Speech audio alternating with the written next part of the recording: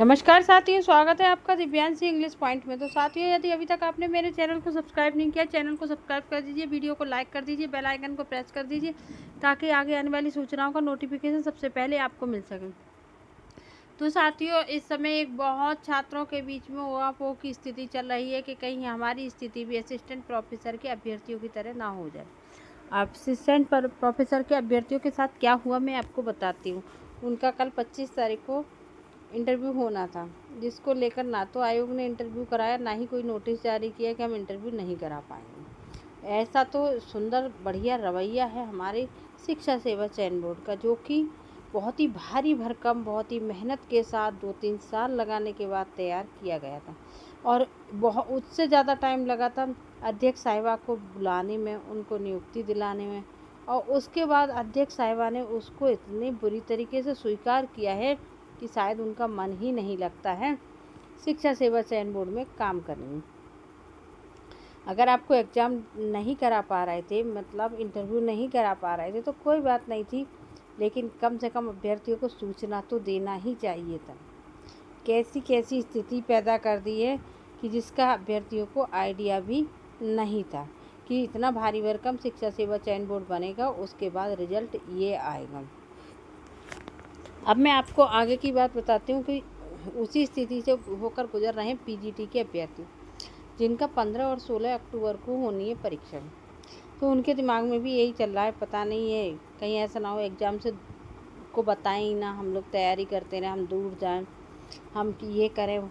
तो देखिए, मैं आपको बता दूं, जहाँ तक मुझे जानकारी मिली है कि इसको लेकर, किसको, पीजीटी के एग्ज़ाम को लेकर आयोग की तैयारी पूरी है, और पीजीटी का जो आपका एग्ज़ाम है वो सही समय पर कंडक्ट भी करा लिया जाएगा। तो उसको लेकर आप कोई भी संदेह अपने मन में ना रखें।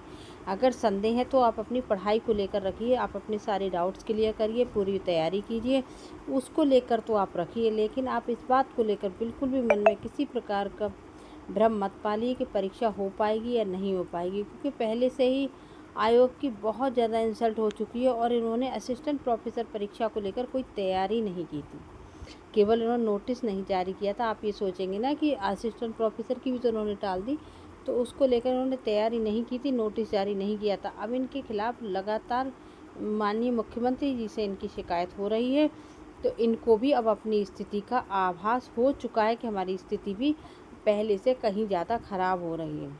अब हमारी भी जब पोल खुल रही है कि हम भी किस अंदाज में अपना काम कर रहे हैं। तो पीजीटी के अभ्यर्थियों से मैं सभी से ये कहूँगी, चाहे वो किसी विषय के हो, इंग्लिश के हो, हिंदी के हो, जिस विषय के भी आप हों, कि आप अपनी तैयारी में बिल्कुल भी लापरवाही मत करिए। सोचिए, इस आयोग का ये हाल अभी है, आगे क्या हाल होगा। तो जब तक आप ये समझ लीजिए, जब तक आगे को कोई परिवर्तन इसमें आयोग में ढंग से नहीं होता, तब तक इसका रवैया यही रहेगा। अगर आप एक नौकरी पा जाते हैं तो आप इस आयोग से मुक्ति भी पा जाएंगे, और अगर आप इसी में पड़े रहे कि उस यूट्यूबर की वीडियो देख लें, उसकी देख लें, उसकी देख लें, पता नहीं एग्ज़ाम होगा नहीं होगा, तो आप फिर इस आयोग के चक्कर में फंस जाएंगे। और अगर आप किसी यूट्यूबर के चक्कर में नहीं फंसेंगे, आप सिर्फ अपनी पढ़ाई करेंगे, तो आप इस आयोग से बाहर निकल जाएंगे।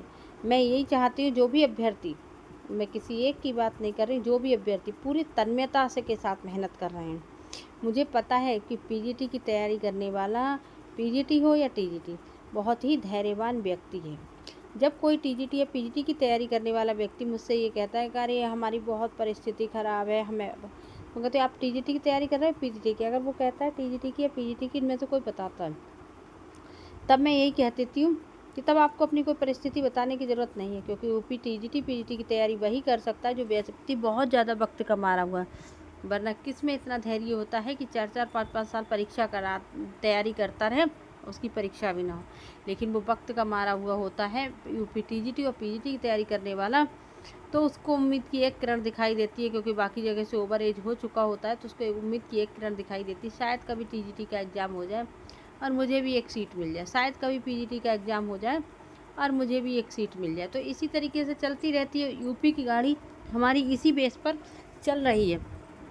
तो अगर आपको पढ़ाई करनी है, अपनी एक सीट लेनी है, तो आप पढ़ाई के मामले में किसी प्रकार की कोई लापरवाही ना करें। मुझे जो सूचना मिलती है मैं आप लोग के साथ शेयर कर देती हूँ, आप लोगों को बता देती हूँ कि पढ़ाई आपको किस तरीके से करनी है। बाकी मर्ज़ी आपकी है, भविष्य आपका है, फैसला आपको लेना है, हमें तो केवल बताने का काम है, बाकी आपकी मर्ज़ी है।